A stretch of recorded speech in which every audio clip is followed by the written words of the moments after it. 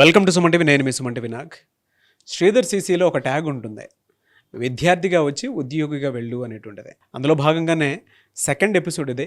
So ప్రతి ఒక్క విద్యార్థి గవర్నమెంట్ జాబ్ క్రాక్ చేసి ఈరోజు బయటకు వస్తూ ఉన్నారంటే శ్రీధర్ సీసీ కాంపౌండ్ నుంచి. అక్కడ ఎడ్యుకేషన్ అనేది ఏ విధంగా ఉంటుంది, ట్రైనింగ్ ఏ విధంగా ఉంటుంది, ఎలాంటి మెటీరియల్స్ ప్రొవైడ్ చేస్తారనేది తెలుగు రాష్ట్రాల్లో పెద్దగా నేను చెప్పాల్సినటువంటి అవసరం లేదు. అయితే ప్రతి స్టూడెంట్ సక్సెస్ స్టోరీ వెనుక, ఒక గవర్నమెంట్ జాబ్ వెనుక చాలా కన్నీటి గాథలు ఉంటాయి. అలాగే ఈరోజు మనతో పాటు కూడా ఒక స్టూడెంట్ ఉన్నారు, హనుమాన్ నాయక్ గారు.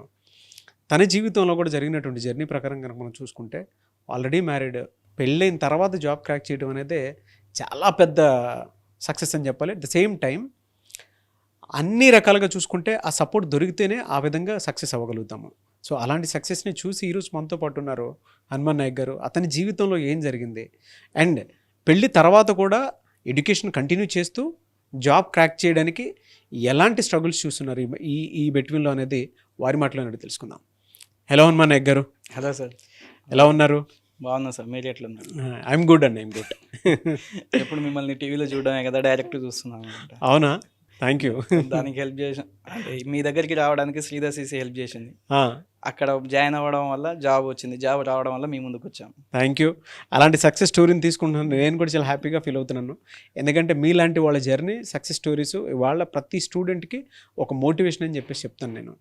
ఎలా అండి అంటే చాలామంది లైఫ్లో ఉంటుంది, అంటే ఫ్యామిలీ బ్యాక్గ్రౌండ్ గురించి తర్వాత వచ్చిన ఫస్ట్ అసలు మీ పెళ్ళి ఎలా జరిగింది? మీ క్యూరియాసిటీ మొత్తం నా పెళ్లి మీదే ఉంది. అవును, రైట్ సార్. ఈ 2016లో నా గ్రాడ్యుయేషన్ అయి కంప్లీట్ అయింది సార్, బీటెక్ మెకానికల్ ఇంజనీర్. అది అయిపోయిన తర్వాత అంటే నేను ఇంతకుముందు గేట్కి ప్రిపేర్ అయ్యాను. విత్ గేట్ స్కోర్తో నేను ఎంటెక్ చేయాలి, ఒక మంచి కంపెనీలో యూపీఎస్సీ సర్వీస్లో అట్లా వెళ్ళాలి అనుకున్నాను, ఇంజనీరింగ్ సర్వీసెస్లో అట్లా వెళ్ళాలి అనుకున్నాను. కానీ ఆ కొంచెం టైం తీసుకుంటుందని తెలిసిన వాళ్ళ ఒక నలుగురు ఫ్రెండ్స్ని కలిశాను. ఇన్స్టెంట్గా జాబ్ కావాలి, మనం మిడిల్ క్లాస్ ఫ్యామిలీ, ఒక లంబాడి తండా నుంచి వచ్చాం కదా. సో ఇన్స్టెంట్గా జాబ్ కావాలి అంటే ఏం చేయాలని అడిగాను. ఇన్స్టెంట్గా జాబ్ కావాలంటే బ్యాంక్ జాబ్ బెస్ట్ జాబ్ అని చెప్పారు. అంటే 6 monthsలో నోటిఫికేషన్ ఉంటుంది, 1 yearలో పోస్టింగ్ కాల్ లెటర్ నీ చేతిలో ఉంటుంది అని చెప్పారు. సో ఎప్పుడైతే గ్రాడ్యుయేషన్ కంప్లీట్ అయిందో అప్పుడే నేను ఈ ప్రిపరేషన్ స్టార్ట్ చేసినాను, ఒక 1-2 monthsలోనే. అప్పుడే నాకు మంచి స్కోర్ వచ్చింది. బ్యాంకు ప్లస్ ఎస్ఎస్సి సిజిఎల్ అనేది 2 ప్యారలల్గా ఉంటుందని తెలిసింది. 16, 17, 18 3 times నేను ఎస్ఎస్సి సిజిఎల్ మెయిన్స్ కూడా రాసినాను. కాకపోతే నాకు అది రాలేదు. బ్యాంక్ ఎగ్జామ్స్కు ప్రిపేర్ అవుతున్నాను. ఈ టైంలోనే నాకు ఏమైంది అంటే 2018లో 17లో ఎంటెక్ జాయిన్ అవ్వాలి అనిపించింది. అంటే నేను టీచింగ్ ఫీల్డ్ని ప్రొఫెషనల్గా పెట్టుకున్నాను. సో నేను టీచింగ్ చేయాలి అంటే ఏం చేయాలి అంటే ఎంటెక్ ఖచ్చితంగా ఉండాలి అని చెప్పారు. సో దానికోసం ఎంటెక్ జాయినింగ్ కోసం వెళ్ళినప్పుడు మా మిస్సెస్ అంటే మా లైఫ్ పార్ట్నర్ నాకు అక్కడ దొరికిందనమాట. సో అది కూడా తన ఫాదర్ వల్ల నాకు దొరికింది. ఎలా ఎవరు తెలియదు నాకు. బాగా హెడేక్ ఉంటే పడుకొని ఉన్నాను. వాళ్ళ ఫాదర్ వచ్చారు, బాబు కొంచెం జరుగుతావా అన్నారు. ఆ జర్నీ తర్వాత తను పరిచయం చేసుకోవడం, మాట్లాడడం, తర్వాత ఒక 10-15 days నా కాంటాక్ట్ నెంబర్ వాళ్ళే తీసుకెళ్లారు. తర్వాత ఒక 5 days నాకు ఫోన్ చేసినారు. అసలు ఏంది, మా అమ్మాయిని కూడా చదివిస్తూ ఈ ఇంజనీరింగ్ సర్వీసెస్ పంపించాలి అనుకుంటున్నాము, ఈ ప్రాసెస్ ఏంది అంటే, గేట్ కోసం అయితే ఏస్ మేడ్ ఈజీ 2 బాగుంటాయి, దాన్ని పంపించచ్చు సార్ అని చెప్పాను. దాని తర్వాత ఆ పరిచయం వాళ్ళ అమ్మాయి దగ్గరికి వచ్చింది. ఒక 10-15 days తనతో మాట్లాడిన తర్వాత మనం పెళ్లి చేసుకుందామా అని అడిగాను. 10-15 daysకే పెళ్లి చేసుకుందామా, నేను బాగా చూసుకుంటాను నేను అంటే, నువ్వు చాలా ఇన్నోసెంట్గా ఉన్నావు కదా అంటే. తన మీద నాకున్న ఒపీనియన్ బీ ఫ్రాంక్ నేను చెప్పాలంటే, ఎంత అమాయకురాలంటే ఇప్పటికి కూడా తనకేం తెలియదు. బయటికి వెళ్తే నువ్వు బాగుంటావో లేదో, నిన్ను చూసుకుంటారో లేదో నాకు తెలియదు, ప్రాబ్లమ్స్ ఏమైనా వస్తాయేమో, నేనైతే బాగా చూసుకోగలను. నేను చెప్పిన మాట తనకి, నేనైతే బాగా చూసుకోగలను, పెళ్లి చేసుకున్నాను కాన్ఫిడెంట్గా చెప్పేశారు. ఇది నాకు అనిపించింది. వేయలేదా మీకు అప్పుడు? ఏమనిపించలేదు, చెప్పినాను, నాకు అనిపించింది చెప్పాను, నీకు నచ్చితే ఓకే, లేకపోతే లేదని చెప్పాను. సో తను కూడా నాకు కొంచెం టైం కావాలని చెప్పి భయపడుకుంటూ ఏడ్చుకుంటూ వెళ్ళిపోయింది. అట్లా మళ్ళీ ఏమైనా అవుతుందా అనుకున్నాను. అంటే తన ఫ్యామిలీ చాలా పెద్దదన్నమాట, అంత వెల్ ఎడ్యుకేటెడ్, గెస్టెడ్ ఆఫీసర్స్, అంత పెద్ద ఫ్యామిలీస్ నుంచి వచ్చిన అమ్మాయిని ఇట్లా చెప్పాను అయింది. తర్వాత నేను కూడా బాధపడ్డాను. కానీ కొన్ని రోజుల తర్వాత రైట్, మనం మ్యారేజ్ చేసుకుందాం అన్నాను. తనే చెప్పారు? తనే చెప్పింది. 2018 లాస్ట్లో అట్లా కన్ఫర్మ్ అయింది పెళ్లి చేసుకోవాలని. 19 February పెళ్లి చేసుకున్నాం. పెళ్ళైన తర్వాత పెళ్ళికి ముందు ప్రిలిమ్స్ రాసినాను, ఆర్ఆర్బి ఏఎల్పి అనే ప్రిలిమ్స్ రాసినాను ఎగ్జామ్కి. పెళ్ళైన ఒక 10-15 డేస్కి ప్రిలిమ్స్ రిజల్ట్ వచ్చింది. రిజల్ట్ వచ్చినప్పుడు తను రాసింది, అంటే తనకు కూడా నేనే అప్లై చేసినాను, ఇద్దరం క్వాలిఫై అయ్యాము. పెళ్ళయింది, గొడవలు అవుతున్నాయి, ఫైటింగ్లు జరుగుతున్నాయి, చేజింగ్లు ఫైటింగ్లు అన్నీ నడిచినాయి జీవితంలో, ఒక సినిమా లెవెల్లో నడిచింది. రైట్, ఇప్పుడు ఏం చేయాలి? అమ్మాయి ఇంట్లో ఒప్పుకోలేదా? ఒప్పుకోలేదు, ఇప్పటికీ ఒప్పుకోలేదు. ఇప్పటికి కూడా అట్నే ఉన్నాం. 7 years అయింది. ప్రిలిమ్స్ అయింది, 15 days 20 days అవుతుంది. అందరూ కొట్టుకుంటున్నారు, బాధపడుతున్నారు, ఏడుస్తున్నారు.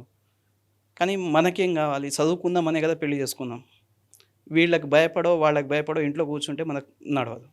సో చదువుకోవాలి. ఇంట్లో వాళ్ళేమో సిటీకి పంపించడానికి భయపడుతున్నారు. నేను పంపించకపోతే నేను ఎట్లా చదువుకోవాలి? నీ చదువువద్దు, పాడొద్దు, ఏమొద్దు, ఇంట్లోనే ఉండు, నేను చంపేస్తారు, అది ఇది అని కొన్ని మన ఊర్లలో ఎట్లా చెప్తారు సార్, అట్లా ముచ్చట్లు వచ్చిండే. సరే రైట్ అని చెప్పేసి ఊర్లోనే పొలం దగ్గర కూర్చొని చదువుకునేటోళ్ళు. వాళ్ళు ఫోన్లు చేస్తారు, వీళ్ళు ఫోన్, ఆ గొడవలంతా పక్కకు పెట్టేసి ఇంకా చదువు మీద బాగా కాన్సన్ట్రేట్ చేసిన. ఆ టైంలో మెయిన్స్ ఎగ్జామ్ వచ్చింది. ఇక అప్పుడే తెలిసింది ఏంటంటే ఏఎల్పి అనే జాబ్ కొంచెం టఫెస్ట్ జాబ్ అని తెలిసింది. రైట్లే, నీకు బాగానే తెలియంది కదా, నువ్వు ఇంకోటి కొట్టుకుందు, నేనైతే రాస్తా అని చెప్పిన. తను కూడా సపోర్ట్ చేసింది. ఎగ్జామ్ రాసినాను, క్వాలిఫై అయ్యాను. క్వాలిఫై అయినాక తెలిసింది ఏంటంటే అప్పటికి నేను ఊర్లోనే ఉన్నాను. ఇంకో 2 monthsలో మనకు మొత్తం షెడ్యూల్ అంటే ముందే పెట్టేస్తారు కదా. అవును. సో సైకోమెట్రిక్ ఎగ్జామ్ ఒకటి వస్తుంది. ఈ రిజల్ట్ వస్తుందా రాదా తెలియదు. ఒకవేళ వస్తే నేను రెడీగా ఉండాలి, వచ్చిన తర్వాత కాదు కదా స్టార్ట్ చేయడం. అప్పుడు మా ఫాదర్కి అవుట్ రైట్గా చెప్పేసినాను. మా ఇంట్లో వాళ్ళకి, మా బావ, మా ఫాదర్కి కూర్చోబెట్టి చెప్పాను, ఎవరేమనుకున్నా నాకేం నష్టం లేదు, నేనేం దొంగతనం చేయలేదు, ఇంకేం చేయలేదు, పెళ్లి చేసుకోవాలనుకున్నా చేసుకున్నాను, చూసుకోగలను, చదువు అనే ఒక ధైర్యం ఉంది, నేను చదువుకున్నా, నాకు చదువువచ్చు, ఆ నమ్మకం ఉంది, ఆ చదువుతోనే నేను బతకగలుగుతాను, నాకు ఇంకో ఆప్షన్ లేదు, నన్ను ఇక్కడి నుంచి బయటికి పంపించేసేయి అని చెప్పిన. ఆడికి పోకపోతే నేను చదవలేను అని చెప్పిన. సరే నీ ఇష్టం అని చెప్పినారు, డబ్బులు ఏం లేవు అని చెప్పారు. అప్పుడు తన దగ్గర ఉన్న ఒక 1000-500 ఏమో నా 500 అనుకుంటా, 500 నా చేతిలో పెట్టారు, బాగా గుర్తుంది. ఇద్దరం మిర్యాలగూడ నుంచి ఛార్జ్ పెట్టుకుని ఎల్బీ నగర్లో దిగినాం. అప్పటిదాకా ట్యూషన్ చెప్పినాను, ట్యూషన్ చెప్పిన 10-15 వేలు వచ్చేది ఈజీ మంత్లీ. ఎప్పుడైనా అడిగితే మా బావ పంపించేవాడు. తను ఒక చిన్న ప్రైవేట్ ఎంప్లాయీ, కానీ ఫుల్ సపోర్ట్ అనమాట. టుడే ఇప్పటికి కూడా చాలా సపోర్టివ్ బావ. అట్లాంటిది నేను అంటే మరీ కష్టాన్ని ఏం చూడలేదు సార్. అసలు ఏమీ లేకుండా తినకుండా పండుకున్న రోజులు అయితే లేవు. అట్లాంటిది ఆ రోజు ఊర్లో నుంచి బయటికి వచ్చిన తర్వాత చెప్పులు తెగిపోయినాయి, బాధ అనిపించింది. సరే అని దిగినాను, ఆ చెప్పులు పట్టుకొని కుట్టించుకోలేను కదా అనుకొని ఎల్బీ నగర్లో లగేజ్ పట్టుకొని నడుస్తున్నప్పుడు అది పూర్తిగా పోయింది. ఆ రోజు చెప్పులు లేకుండా ఎల్బీ నగర్ చౌరస్తాలో నడిచాను అనమాట. ఇద్దరం తెలిసిన ఫ్రెండ్స్ మెడ్చల్లో ఉండే. సరే నేను ఇక్కడికి వస్తున్నా అని చెప్పి వాళ్ళ ఇంటికి వెళ్ళాము. ఆ రోజు చెప్పులు లేకుండా పోయినాను, ఏడుపు వచ్చింది. అక్కడికి పోయిన తర్వాత మన దగ్గర ఒక 200-300 ఏమో మిగిలినాయి, ముందు వెనకాలని చూసుకుంటే. దాంతో గుర్తుంది, 1 kg రైస్, ఓ ప్రియా పచ్చడి, పెరుగు ప్యాకెట్. ఆ రైస్ వండుకోవడానికి ఫ్రెండ్స్ హెల్ప్ చేసినారు, దాంతో తిన్నాం. ఇంకా నెక్స్ట్ డే ఏం చేయాలి? మనకు వచ్చింది చదివే కదా, ఈ రిజల్ట్ వస్తుందో రాదో తెలియదు, నువ్వైతే ఆ సైకోమెట్రీ అనేది ఎట్లుంటుందో ఏంది అని మొత్తం తెలుసుకో అని చెప్పింది. అది తెలుసుకునే పనిలో నేనున్నా, ఎంప్లాయ్మెంట్ దేవులు ఆడుకునే పనిలో తనుంది. తనకు కూడా ఏం చెప్పినా అంటే, నాకు తెలిసింది ఎంప్లాయ్మెంట్ అనేది ట్యూషన్ ఒక్కటే, సో నువ్వు కూడా ట్యూషన్స్ చెప్పడానికి ఇష్టపడు, టీచింగ్ ఫీల్డ్ చాలా బాగుంటుంది, నువ్వు చెప్పగలవు అంటే నాకు భయం అన్నది. లేదు, ఒక 2 సార్లు నాకు చెప్పు, నేను చెప్తా, ఎట్లా చెప్పాలో చెప్పు అంటే, ఆ మ్యాథమెటిక్స్ అని నేను చెప్పేటోడిని, ఇట్లా చెప్పాలి అని, రైట్ అని తను కూడా. అప్పుడు ఈ టైంలో మాకు ఒకసారి అక్కడ జిరాక్స్ సెంటర్ ఉంటుండే సార్, ఆ సార్ పేరు కూడా శ్రీధర్. ఒకరోజు జిరాక్స్ కోసమని వెళ్ళాను. వెళ్తే సార్ మాకు ఇట్లా ట్యూషన్స్ కావాలనుకుంటున్నా అంటే, మీ నెంబర్ రాసిపోండి సార్ అన్నారు. ఆ జిరాక్స్ సెంటర్ దగ్గర నెంబర్ రాసినాను. ఒక 3-4 డేస్లో ఒక ఫోన్ వచ్చింది. మెడ్చల్ బస్ స్టాండ్ దగ్గర ఉండేటోళ్ళం మేము. అక్కడ నుంచి రైల్వే స్టేషన్ దగ్గరికి 3.5-4 kilometers ఉంటుంది. అక్కడికి వెళ్ళి 2 పాపలకు ట్యూషన్ చెప్పాలి సార్, వాళ్ళు చెప్తే మీకు 3000 ఇస్తారని చెప్పారు. పోనీ 3000 అయితే కిరాయి అయినా పోద్ది కదా, ఇంటి కిరాయి 1500 కిరాయి ఉండేది, 1500 మిగులుతుంది కదా అనుకున్నాను. ఇంటికి వచ్చి ఇదే మాట మా మిస్సెస్కి చెప్పాను. తను చెప్తే, ఆ ట్యూషన్ చెప్పాల్సింది నువ్వు కాదు, నేను చెప్పుకుంటా, నువ్వు మొత్తం ఫోకస్ ఈ ఎగ్జామ్ మీదనే పెట్టు, తర్వాత సంగతి తర్వాత చూసుకుందామని చెప్పింది. అని చూస్తే ఫస్ట్ రోజు మాట్లాడడానికి డెమో వేయడానికి పోయినప్పుడు 4 kilometers పోవడము రావడము. తను ఏ రోజు కూడా కార్లోకి వెళ్ళి కింద కాలు పెట్టలేదు. వాళ్ళ ఫాదర్ వచ్చేటోళ్ళు, కార్లో తీసుకుపోయేటోళ్ళు, కార్లో దింపేటోళ్ళు, పెద్ద ఫ్యామిలీ, గెస్టెడ్ ఆఫీసర్ల ఫ్యామిలీ. అట్లాంటి అమ్మాయిని నేను 4 kilometers వాకింగ్ చేయించాను. అంటే ఇంటి దగ్గర నుంచి ఆడికి పోవడం, ఆడ నుంచి ఇంటికి రావడం, నైట్కి ఇంటికి వచ్చేసరికి 10 అయింది. ఆ రోజు బాగా బాధపడ్డాను. ఇన్ఫ్యాక్ట్ ఏడ్చాను కూడా. సారీ ఏమనుకోకు అని చెప్పాను. అంటే నేను ఇంత 10 వరకు ఒక ఆడపిల్లని రోడ్డు మీద నడిపించాను అని ఆ గిల్టీనెస్ నాకు ఇప్పటికీ ఉంటుందన్నమాట. సో అయినా పర్లేదని చెప్పేసి ఆమె ఎంతైతే కష్టపడ్డదో అదే ఫోకస్ నేను దీని మీద సైకోమెట్రిక్ ఎగ్జామ్ మీద పెట్టాను. ఆ టైంలోనే ఈ రిజల్ట్ వచ్చింది. రిజల్ట్ రాగానే శ్రీధర్ సిసి వాళ్ళు ఒకటి అనౌన్స్మెంట్ ఇచ్చారు. ఎవరైతే CBT2 మెయిన్స్ ఎగ్జామ్ క్వాలిఫై అవుతారో వాళ్ళ హాల్ టికెట్ కనుక దీంట్లో పెడితే, వాళ్ళ వెబ్సైట్లో పెడితే మీకు ఫ్రీ యాక్సెస్ ఇస్తాం మేము సైకోమెట్రిక్ టెస్ట్కి అని చెప్పారు. అది అసలు ఒకవేళ మనం కోర్స్ తీసుకోవాలంటే 5-10 వేలు అవుతుంది. వీళ్ళు ఫ్రీగా ఇస్తున్నారు కదా. ఇంకా మా మిస్సెస్ ఏం చేసిందంటే నాకు తెలియకుండానే అది డౌన్లోడ్ చేసింది, అందులో పెట్టింది. ఇక రేపటి నుంచి శ్రీధర్ సిసి వాడు రోజు ఎగ్జామ్స్ పెడతారంట అని చెప్పింది. అసలు మీరు నమ్మరు కానీ వాళ్ళు ఒక 1000-1500 ఎగ్జామ్స్ పెట్టుంటే నేను వాటిని ఒక్కొక్క ఎగ్జామ్కి రీఅటెంప్ట్ ఎగ్జామ్స్ ఉంటాయి కదా, ఒక్కొక్క దానికి 4-5 సార్లు రాసి ఉంటాను నేను. నాకు ఇంకో ఆప్షన్ లేదు, నాకు జాబ్ కావాలంతే. ప్రిలిమ్స్ వచ్చింది, మెయిన్స్ వచ్చింది, సైకోమెట్రీలో నాకు పోవద్దు. ఆ సైకోమెట్రీ ఎగ్జాము దాంట్లో రిజర్వేషన్ ఉండదు. నాకు రిజర్వేషన్ బ్యాక్గ్రౌండ్, కానీ సైకోమెట్రీలో రిజర్వేషన్ ఉండదు. ఓవరాల్ అందరూ క్వాలిఫై కావాలి, అందరికీ మినిమం 18 మార్క్స్ రావాలి. బహుశా నాకు తెలిసినంత వరకు సైకోమెట్రీ ఎగ్జామ్లో హైయెస్ట్ స్కోర్ చేసి నేను 27 మార్క్స్ చేసినాను. ఎందుకంటే తర్వాత అవుట్ ఆఫ్ 30 నాకు ఇంకో ఆప్షన్ లేదు. ఆ పేపర్ని అయితే శ్రీధర్ సిసి పెట్టిన పేపర్ని ఒక్కొక్క పేపర్ని 3 సార్లు రాసి ఉంటుంది నేను. ఇంకో పని లేదు, పొద్దున్నే లేవడము, కూర్చోవడము, ఇంక ఎగ్జామ్స్ రాయడము, లేవడం, కూర్చోవడం, ఎగ్జామ్స్ రాయడం, బయటికి పోవడం. బయటికి కూడా ఏం లేదు, మనకేం పని లేదు. బయటికి పోవాలంటే డబ్బులు కావాలి, అది లేదు మన దగ్గర. లేడని చెప్పి అవుట్ రైట్గా ఆ ఎగ్జామ్ రాసినాను. అట్లా అది అయిపోయిన తర్వాత కొంచెం రిలాక్స్ అయినా. 1 డే రిజల్ట్ వచ్చింది, క్వాలిఫై అని చెప్పి. అది క్వాలిఫై అయిపోగానే అదే టైంలో మనకు కరోనా అటాక్. ఆ కరోనా అట్లా ఉండడం వల్ల మనకు కొంచెం డిలే అయింది. 18 నోటిఫికేషన్, 19లో జాయినింగ్ అవ్వాలి, అట్లాంటివి 2020లో అయింది. ఆ జాయినింగ్ అయినాక పెద్ద సినిమా ఏంటంటే పోస్టింగ్ తీసుకుపోయి బెల్లంపల్లి అనే ప్లేస్లో పెట్టాడు. అది ఎక్కడ ఉందో కూడా నాకు తెలియదు. మన నల్గొండ, హైదరాబాద్ తప్పిస్తే 3వ ఊరు తెలియదు. అట్లాంటిది బెల్లంపల్లి అనేది ఒక పెద్ద జంగిల్, అది అడవి, మంచిర్యాల దగ్గర ఉంటుంది, ఆదిలాబాద్ డిస్టిక్ అని తెలిసి. ఆడికి తీసుకపోతే ఈవెన్ తీసుకొని పోయి ఇక్కడ ఉండలేదు కదా, అక్కడికి తీసుకెళ్ళిపోయాను. మా లోకో పైలట్ జాబ్ ఎట్టుంటుందంటే ఒకరోజు మనం డ్యూటీ తీసుకుంటే 3 రోజుల తర్వాత ఇంటికి వస్తాం. 2 days 3 days పడుతుంది. నేను పొద్దున్న పోతే సాయంత్రం వచ్చేవరకే నాకు 50 సార్లు ఫోన్ చేస్తుంది. ఇంకోటి, మనం ఫోన్ వాడొద్దు. 3 రోజుల దాకా మనం బతికినామో తెలియదు, సచ్చినామో తెలియదు. ఈయన ఎప్పుడు వస్తాడా అని దర్వాజా దగ్గర బిక్కుమంటూ ఆ దర్వాజా దగ్గర కూర్చొని ఉండేది. ఇంకా ఆ టైంలో ఇంకా అప్పుడే బ్యాక్ టు సికింద్రాబాద్ అని ట్రాన్స్ఫర్ లెటర్ ఆప్షన్ ఉంటే పెట్టేసినాను. హైదరాబాద్ అయితే కొంచెం మనం బతికిన ప్లేస్ కదా. మళ్ళీ ఇంకో అందరికీ లేని భయం ఏంటంటే మనకి ఎవరు ఎక్కడి నుంచి వస్తారో తెలియదు. ఇది ఒక భయం వెంటాడుతుంది. ఆ భయంతోనే అక్కడ దాకా బతికాం. అంటే 19 నుంచి 20-21 వరకు అట్లనే ఉండి, దాని తర్వాత సనత్ నగర్ పోస్టింగ్ వచ్చింది. సనత్ నగర్ రాగానే వచ్చిన సెకండ్ డే, నువ్వు నాకు చేసిన హెల్ప్ వరకు చాలు, నేను జాబ్ చేస్తున్నా కదా. నెక్స్ట్ డే దాన్ని తీసుకొచ్చి అమీర్పేట శ్రీధర్ సిసిలో జాయిన్ చేసినాను. వైఫ్ అండ్ హస్బెండ్ ఇద్దరు. నేను చూసుకోగలను, నువ్వు లే. తను ఫస్ట్ 3 monthsలోనే మన ఈ RRB 2 రీజనల్ రూరల్ బ్యాంక్స్ ఉన్నాయి కదా, IBPS 2, SBI 2, IDBI, ఈ 7 ఎగ్జామ్స్ ఇంటర్వ్యూస్ వరకు వెళ్ళింది తను విత్ ఇన్ 3 monthsలోనే. తన ఇంగ్లీషు చాలా, అసలు బ్యాంక్ ఎగ్జామ్స్ రాసే వాళ్ళలో 100లో 70% మందికి ఇంగ్లీష్ రాదు అని నా ఒపీనియన్.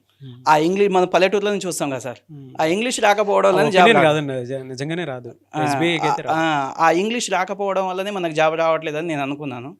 కానీ దేవుడి దయ వల్ల తను ఏ రోజు ఇంగ్లీష్ ఎగ్జామ్ రాయదు, ఇంగ్లీషు చదవదు, ఒక్క బుక్ ముట్టుకోదు. కానీ 17-18 మార్కులు వస్తాయి అవుట్ ఆఫ్ 25 మార్క్స్కి.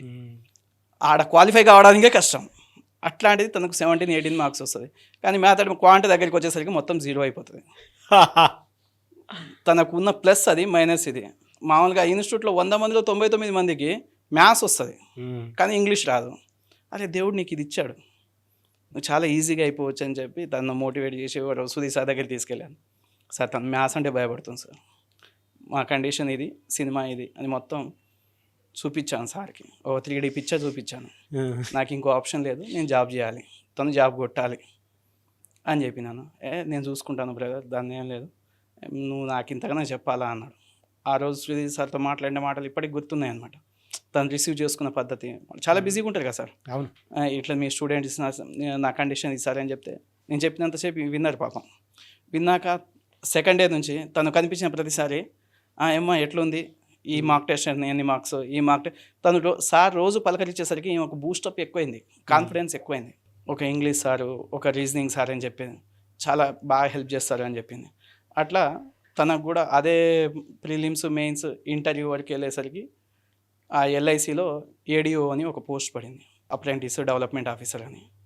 అది తను క్రాక్ చేసింది. ఆ ఇంటర్వ్యూ ఉండేది.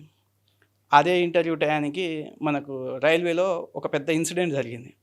ఇక్కడ వెస్ట్ బెంగాల్ దగ్గర కాంచన్గంగా అని ఒక ట్రైన్ యాక్సిడెంట్ జరిగింది. మీకు ఐడియా ఉండి ఉంటుంది. కాంచన్గంగా అని ఒక పెద్ద యాక్సిడెంట్ జరిగితే చాలామంది చచ్చిపోయినారు అనమాట. లైవ్ డెత్స్ జరిగినాయి అక్కడ. అయితే నేను ముందే ఎక్స్పెక్ట్ చేసినాను ఏమని, తన బ్యాక్గ్రౌండ్ ఫ్యామిలీ బ్యాక్గ్రౌండ్ అడుగుతారు. మీ హస్బెండ్ పెళ్ళయిందని చెప్తుంది, మీ హస్బెండ్ ఏం పని చేస్తారు అని చెప్తారు, రైల్వేలో అంటారు. వాళ్ళు ఏం అడుగుతారు, రైల్వేలో మొన్ననే ఒక ఇన్సిడెంట్ జరిగింది కదా, దాని గురించి తెలుసా అన్న. 4 రోజులు దాని గురించే ట్రైనింగ్ ఇచ్చాను అనమాట. రైల్వేలో ఆ టర్మినాలజీతో సహా తనకు చెప్పాను నేను. అంటే ఇదో లూప్ లైన్ అంటారు, ఈ సిగ్నల్ని ఇట్లా అంటారు, అట్లా అంటారు, ఇవన్నీ మాకున్న టర్మినాలజీస్ అన్నీ తనకు చెప్పాను. సేమ్ నేను గెస్ చేసిందే జరిగింది. ఇంగ్లీష్ బాగా మాట్లాడుతుంది, కాన్ఫిడెంట్గా మాట్లాడుతుంది. ఆడ ఇంటర్వ్యూ ప్యానల్ అడగానే మీ గురించి చెప్పండి, సెల్ఫ్ ఇంట్రడక్షన్ అనగానే ఇదే చెప్పింది, మా హస్బెండ్ ఈ పని చేస్తారు. రైట్, మొన్ననే ఒకటి జరిగింది కదా, దాని గురించి తెలుసా మీకు అన్నాడు. 1/2 అవర్ చెప్పింది. రైట్ అమ్మ నువ్వు వెళ్ళిపోవచ్చు అని చెప్పారు. బా అట్లా ఆ ఇన్సిడెంట్ గురించి తను ఎక్స్ప్లెయిన్ చేసింది. తను సక్సెస్ అయింది. అది వచ్చాక తనకి ఎల్ఎస్సిలో డెవలప్మెంట్ ఆఫీసర్కి పోస్టింగ్ వచ్చింది. అది అర్బన్ ఏరియా హైదరాబాద్ వచ్చింది. తర్వాత అలాట్ చేస్తే CB1 బ్రాంచ్ వచ్చింది.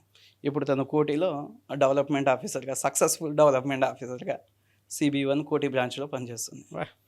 Really hats off to you. Thank you. Great, congratulations. దానికి కూడా ఈ డెవలప్మెంట్ ఆఫీసర్స్కి కూడా కొంచెం టార్గెట్స్ ఉంటాయి ఫస్ట్ ఇయర్లో. ఆ ప్రొవిషనరీ పీరియడ్ నుంచి కన్ఫర్మ్ కావాలి అంటే వాళ్ళకు ఒక 30 lakhs వరకు టార్గెట్ ఇచ్చారు. మన బ్యాక్గ్రౌండ్ చూస్తే ఏముంటుంది, ఏమీ లేదు. పోనీ ఎవరినైనా అడుగుదామా, పాలసీస్ చేయాలంట, ఇన్సూరెన్స్ అంట, ఏజెన్సీ అంట, మనకి ఏమీ అసలు జీరో నాలెడ్జ్. నేను పనిచేసే దగ్గర నాతో పాటు ఒక 5 members ఉండేది, నా క్లోజ్ ఫ్రెండ్స్ 5 members ఉండేది. వీళ్ళకి ఒక్కటే చెప్పాను అనమాట, తనకి అది సక్సెస్ కాకపోతే, నేను ఆ టార్గెట్ రీచ్ అవ్వకపోతే తనకు ఉద్యోగం పోతుంది. ఈ 10 మందిని కూర్చోబెట్టుకొని 10 మంది ఇండివిజువల్గా పనిచేసే వాళ్ళ కొలీగ్స్ని వాళ్ళని చెప్పాను, ఒకవేళ పోతే దానికి రీజన్ మీరే అవుతారు, ఇప్పుడు ఏం చేయమంటారు నన్ను అని చెప్పి. నాకు ఇంక వేరే వాళ్ళు తెలియదు.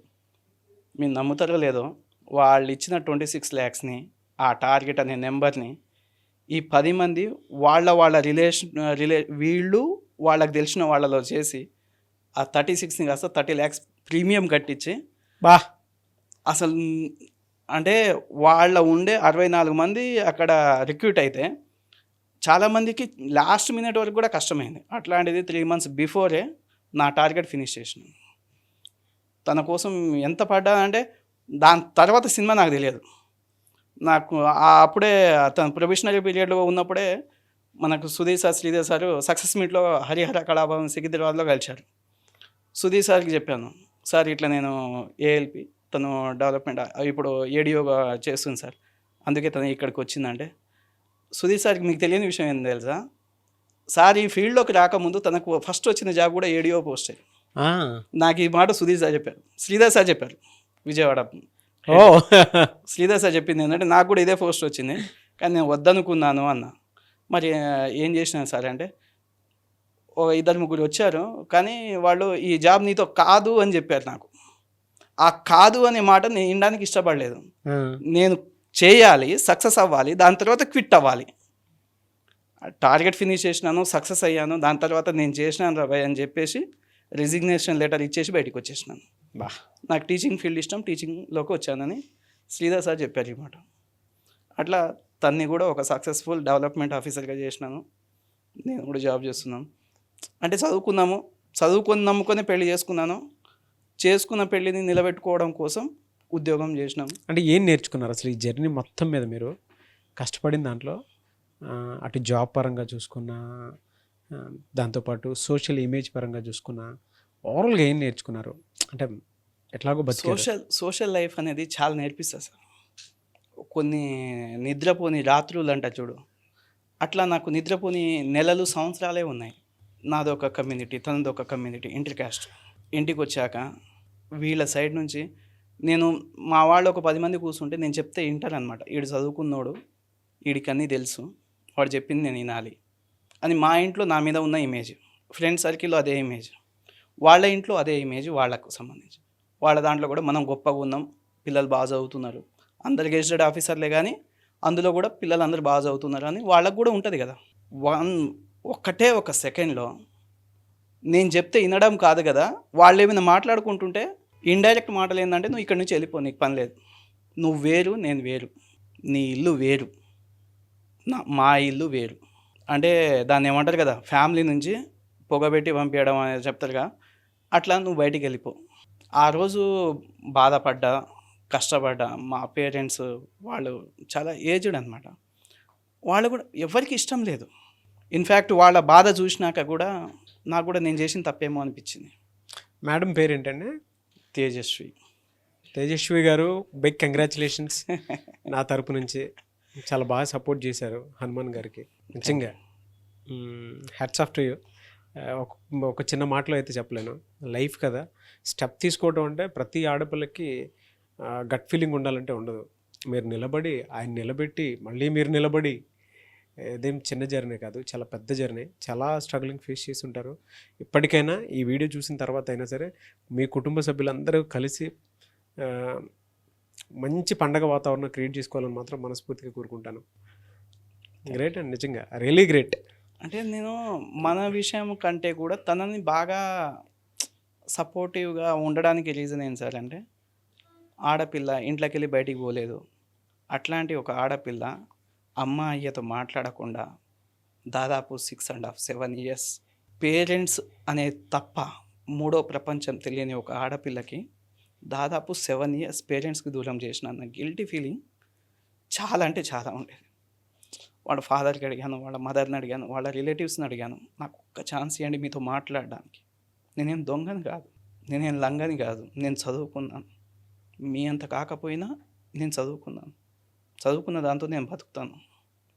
ఈ లవ్ గివ్వు దాని మీద, ఈ ప్రేమ దోమ దాని కంటే కూడా మీరంటే నాకు రెస్పెక్ట్ ఉంది, మీరంటే భయం ఉంది. మామూలుగా బయట సొసైటీలో ఏమంటారు సార్, లవ్ మ్యారేజ్ చేసుకొని 4 రోజుల తర్వాత విడిపోతారు, అది నేను ఒక విడిపోవాల్సిన అలాంటి ఆలోచన కూడా రాదు. అంత భయం మీరంటే నాకు ఉంది, నేను చూసుకుంటాను అని చెప్పడానికి ట్రై చేసినాను, కానీ వాళ్ళు నాకు ఛాన్స్ ఇవ్వలేదు. ఈ వీడియో ముఖంగా చెప్పారు, మీడియా ముఖంగా చెప్తున్నారు, వాళ్ళ డెఫినెట్గా అర్థం చేసుకుంటారు. ఎలా అండి అంటే మామూలుగా కొంచెం ఎమోషనల్ దాని నుంచి కొంచెం బయటకు వద్దాము. డెఫినెట్గా అర్థం చేసుకుంటారు, అవును సార్, డౌట్ లేదు అందులో. ఒక గవర్నమెంట్ జాబ్ ప్రిపేర్ అవ్వాలి అంటే మీరు వైఫ్ అండ్ హస్బెండ్, మీరు చూసిన స్ట్రగుల్స్ ప్రకారం 4 విషయాలు చెప్పండి. ఎలాంటి స్కిల్స్ ఉండాలి ఏ స్టూడెంట్కైనా సరే? ఎందుకంటే ఇప్పుడు అసలు ఒక్కళ్ళే కూర్చొని సొంతగా ప్రిపేర్ అయ్యి చదవాలంటేనే కొంతమందికి కష్టమైపోతుంది, ఈవెన్ బ్యాక్గ్రౌండ్లో అన్నీ ఉన్నా కూడా. అలాంటిది మీరు పెళ్ళి అయిపోయిన తర్వాత, బాబు పుట్టిన తర్వాత, ఇంకా మీరు బాబు పుట్టక ముందే జాబ్ వచ్చింది, పెళ్ళయింది, దాని తర్వాత 6 years తర్వాత బాబు, మళ్ళీ అదొక స్టోరీ. పెళ్ళయింది 6 years అయింది, ఇంకా పిల్లలు లేరని అదొకటి ఉంటే చూడండి, అది ఇంకా ఘోరంగా ఉంటుంది. మన ఇంటెన్షన్ ఏంటంటే మనం పిల్లల కండానికి కాదు జాబ్ చేసుకుంది, మనం బతకడానికి. దానికోసం ఫస్ట్ జాబ్ కావాలి, లేదంటే పిల్లలు కన్నా అనుకో అందరు ఇదే పని చేస్తారు, మీకు వాళ్ళకి ఏం తేడా అంటారు. ఫస్ట్ ఉద్యోగం సంపాదించు, సెటిల్ అవ్వు, దాని తర్వాత పిల్లల్ని గాను. ఈ ప్లాన్ మనది. బయట మాట్లాడేది ఏంటంటే ఇంటి దగ్గర నుంచి పిల్లలు లేరు. దానికి తను కూడా చాలా హార్డ్ వర్క్ చేసింది, కష్టపడ్డది, డాక్టర్స్ని కలిసి నిలబడ్డారు. వన్ ఫైన్ డే అది మనం వద్దు అనుకున్నాం కాబట్టి ఆగింది, కావాలని ఆపలేదు. రైట్ అని అనుకొని దాని తర్వాత బాబు పుట్టాడు రీసెంట్గా, ఇప్పుడు అతనికి 4 months. ఓ గ్రేట్, నేను ఒక ఫాదర్ని. కంగ్రాచులేషన్స్. సో ఎలా అండి అంటే ఎన్ని స్ట్రగుల్స్ తర్వాత మీరు అడిగిన ఒక 4 స్కిల్స్, దానికి ఒక బెస్ట్ ఎగ్జాంపుల్ ఇస్తాను సార్. నా లైఫ్లో జరిగింది. నాకు మ్యాథ్స్ బాగా వచ్చు, నేను ఒక ఇంజనీరింగ్ కాలేజీలో అసిస్టెంట్ ప్రొఫెసర్గా చేసినాను. ఒక మంచి నారాయణ బ్రాంచ్లో ఐఐటి ప్రొఫెసర్ మ్యాథమెటిక్స్గా చేసినాను. ఒక ఇంటర్నేషనల్ స్కూల్లో మ్యాథ్స్ ఐఐటి టీచర్గా పనిచేసినాను. ఇన్ని వచ్చాక నాకు ఒక ఉద్యోగం కొట్టడానికి 1 ఇయర్ పట్టింది. కానీ ఇదే స్టోరీని కొంచెం పక్కకు తిప్పి చెప్తే మా రిలేటివ్ ఒక అమ్మాయి ఉండేది. ఇదే దిల్షునార్లో ఉండేటోని. తను కంప్లీట్గా డిగ్రీ బ్యాక్గ్రౌండ్, మ్యాథమెటిక్స్ అంటే తెలియదు. ఒక విలేజ్ నుంచి వచ్చిన అమ్మాయి. అన్న నాకు మ్యాథ్స్ వస్తలేదన్న అని చెప్పింది. చాలా భయపడేది. సిన్సియర్ అమ్మాయి, చదవాలన్న పట్టుదల బాగుండేది. ఎగ్జాంపుల్గా నేను చెప్తున్నా అంటే తనకు అడిషన్స్, మల్టిప్లికేషన్స్ ఇవి నేర్పి అన్న, నాకు ఫాస్ట్గా ఎట్లా చేయాలి నేర్పి, అసలు ఇవి ఎట్లుంటాయి, దీన్ని ఫాస్ట్గా ఎట్లా చేయాలి, బేసిక్స్ అడిగింది. ఆ అమ్మాయికి నేను నేర్పించడానికి వారం పట్టింది. కానీ తను నా దగ్గర నేర్చుకున్న అమ్మాయి తను ఇవాళ బ్యాంక్ పిఓగా పనిచేస్తుంది. కానీ నేను బ్యాంక్ జాబ్ నాకు రాలేదు. అంటే నేను ఏం చెప్పదలుచుకున్నా అంటే బ్యాంకింగ్ సెక్టర్, రైల్వేస్, ఏ జాబ్కైనా కావాల్సింది ప్రాక్టీస్ సార్. మన తెలివి ఎవ్వరికి అక్కర్లేదు. శ్రీధర్ సార్, సుధీర్ సార్ ఇదే చెప్తారు ఇన్స్టిట్యూట్లో కూడా. వాళ్ళు చెప్పేటప్పుడు కూడా ప్రాక్టీస్. మీకు వచ్చిన నాలెడ్జ్ని పక్కకు పెట్టండి. నేను ఏదో ఎంపీసీ స్టూడెంట్ని, నాకు మ్యాథ్స్ మొత్తం వచ్చు అని మనం అనుకుంటాం చూడండి, దాన్ని పక్కకు పెట్టండి క్వశ్చన్. మేము ఏదైతే చెప్తున్నామో ఈ ట్రిక్స్ ఫాలో అవ్వండి, మీ జర్నీ ఈజీ అవుతుంది అని చెప్తారు. ఆ అమ్మాయికి నేను ఏదైతే చెప్పానో ఆమెకి ఇంకోటి తెలియదు కదా, దాని సైడ్ పోలేదు. నేను చెప్పిందే ఇన్నది, దాన్నే 10 సార్లు ప్రాక్టీస్ చేసింది. నాకు మ్యాథ్స్ రాదేమో అన్న భయానికి 24 గంటలు చదివింది. నేనేంది నాకు అన్నీ వచ్చు కదా అని రోజుకు 4 గంటలు చదివినాను. అంటే మన ఈ లైఫ్లో మనం ఎక్కడ మిస్టేక్స్ చేస్తాము అంటే నాకు అన్నీ వచ్చులే, ఈ టాపిక్ నాకు వచ్చులే అని పక్కకు పెట్టేస్తాం చూడండి, అది తప్పు. మనకు వచ్చినా రాకపోయినా రోజు రోజుకు అప్డేట్ అవుతుంది. నెక్స్ట్ జనరేషన్ మనకన్నా ఫాస్ట్ ఉంటుంది. So more and more practice కావాలి. ఒక గవర్నమెంట్ జాబ్ కావాల్సింది ఓపిక, కన్సిస్టెన్సీ, ప్రాక్టీస్. ఒక్క 1-2 ఇయర్ ఈ మూడిటిని పట్టుకొని 3వ 4వ ఆలోచన నువ్వు తీసుకురాకుండా ఉండు, ఏ జాబ్ అయినా వస్తుంది. అవునా కదా సార్? ట్రూ. శ్రీధర్ సీసీలో జాయిన్ అవ్వమని చెప్తారండి ఇప్పుడున్న స్టూడెంట్స్కి? 100% చెప్తాను సార్. 100%. మీరు ఎక్కడున్నా, ఎవరున్నా ఈ వీడియో కనుక మీరు చూస్తే మీరు చేయాల్సింది ఒకటే, మీరు గుడ్డిగా వచ్చి శ్రీధర్ సీసీలో జాయిన్ అవ్వండి. ఎవరిని పట్టించుకోకండి. ఒకవేళ నువ్వు ఐఐటి ప్రొఫెసర్ అయినా కానీ నీ గవర్నమెంట్ జాబ్ కావాలి, బ్యాంకింగ్ సెక్టర్ జాబ్ కావాలి అని నీకు ఉంటే గుడ్డికి వచ్చి ఈడికి వచ్చేయండి. ఈడికి వచ్చాక మనం చేయాల్సిన ఫస్ట్ ఏంటంటే, నేను మ్యాథ్స్ స్టూడెంట్ అని బడాయి చేయకుండా, బిల్డప్ ఇవ్వకుండా అదంతా కొద్దిసేపు పక్కకు పెట్టేసి వాళ్ళు ఏదైతే చెప్తున్నారో అదే ట్రిక్ని ఫాలో అవ్వాలి. వాళ్ళు రోజు 10 గంటలు చదవమంటే మనం 14 గంటలు చదవాలి. అట్లా 3 నెలలు చదవండి, ఉన్న బ్యాంకులన్నీ క్రాక్ అయిపోతాయి. ఈజీగా జాబ్ వస్తుంది. 3 నెలలు సార్. బ్యాంక్ ఎగ్జామ్కి 3 నెలలు more than enough. Correct preparation ఉంటే 3 నెలలు మోర్ దెన్ ఎనఫ్ బ్యాంక్ ఎగ్జామ్స్కి. ఎస్, ఎనీవేస్ గ్రేట్ స్టోరీ అండి. చాలా బాగా సక్సెస్ఫుల్గా లీడ్ చేసుకున్నారు. అండ్ ఫర్దర్గా కూడా ఇంతే చాలా బాగుండాలని. అండ్ రీసెంట్గా మీ పుట్టిన బాబుకి అంటే మీకు కూడా anyways big congratulations once again. బాబుకి కూడా నా తరపు నుంచి బ్లెస్సింగ్స్. Thank you. దీంతో పాటు ఒక చిన్న స్టోరీ చెప్పాలి. అయితే ఒక్క చిన్న స్టోరీ అంటే, నా వైఫ్ నాకు ఎంత హెల్ప్ చేసిందన్న దానికి, ఎంత సపోర్టివ్గా ఉన్నదానికి, మాకు చిన్న ఇల్లు ఉండేది. ఎప్పుడు అప్పుడు ఇందిరాగాంధీ, సోనియా గాంధీ అన్నారు కదా, అప్పుడు కట్టించిన పాతిల్లు. ఆ ఇల్లు లేదు. అంటే ఆ ఇల్లు ఉండేది పాత ఇల్లు, కొత్త ఇల్లు కట్టుకోవాలి. కొడుకు కోడలకు ఉద్యోగాలు వచ్చినాయి. ఊర్లో ఒక ఇల్లు కట్టుకోవాలని నాన్నకు బాగా కోరిక. మనం ఏంది అంటే హైదరాబాద్లో ప్రాపర్టీ కొనుక్కోవాలి, తర్వాత చూసుకుందాంలే ఊర్లో, అట్లా అనుకుని దాన్ని కొన్ని పోస్ట్పోన్ చేసుకుంటా ఇట్లా వచ్చాను. ఒక 2 ఇయర్స్ లాస్ట్ 2024 దీపావళి పండగ నెక్స్ట్ డేస్ అంటే అక్టోబర్ లాస్ట్ వీక్లో ఓ రోజు మా ఫాదరు మదరు ఇట్లా పనికని వెళ్ళారు. సడన్గా ఆయన కళ్ళు తిరిగి పడిపోయాడు. ఆయన తీసుకొచ్చి హాస్పిటల్లో చూపిస్తే అక్కడ ఆల్మోస్ట్ అందరు చచ్చిపోయినారని అనుకున్నారు. ఆయన బీపీ 40-50కి వచ్చింది. ఈ కండిషన్లో నాకు నెక్స్ట్ డే చెప్పాడు, మా తమ్ముడికి ఫోన్ చేసి ఇదిలా కండిషన్ అని చెప్పాడు. ఇమీడియట్గా ఇద్దరం వెళ్ళాం. పట్టుకొని ఏడ్చాడు. మిర్యాలు కూడా హాస్పిటల్లో చూపించాను, న్యూరాలజిస్ట్ని చూపించాను. చూపిస్తే మీ ఫాదర్ని బయటికి పంపించేయాను. మా ఫాదర్ని బయటికి పంపించిన తర్వాత నాకు డాక్టర్ చెప్పిన మాట ఏంటంటే, 4 డేస్లో నువ్వు నా దగ్గరికి వస్తావు, నెక్స్ట్ 4 డేస్లో నువ్వు నా దగ్గరికి వస్తావు, లేదంటే రావు. వస్తావు అంటే అటు ఇటు తీసుకొస్తావు, నువ్వు రాలేదంటే మీ ఫాదర్ లేడు అని నేను అనుకుంటా. అప్పుడు కళ్ళకి వెళ్ళి నీళ్ళు అన్నీ ఒకటేసారి అన్నమాట. ఆ కండిషను నాతో పాటే నడిచి వచ్చిన మనిషి మాట్లాడుతున్న మనిషి 4 డేస్ తర్వాత మీ ఫాదర్ నీకు లేరు అంటే ఎట్లుంటుంది సార్? ఆ పెయిన్‌ని తట్టుకోలేకపోయినాను. సరే అని ఇంటికెళ్ళాను. మా పిన్ని మా అందరు పెద్దనాన్నలు, బాబాయిలు అందరూ వచ్చారు మాట్లాడుతాం. మా అత్త వాళ్ళు వచ్చుండే.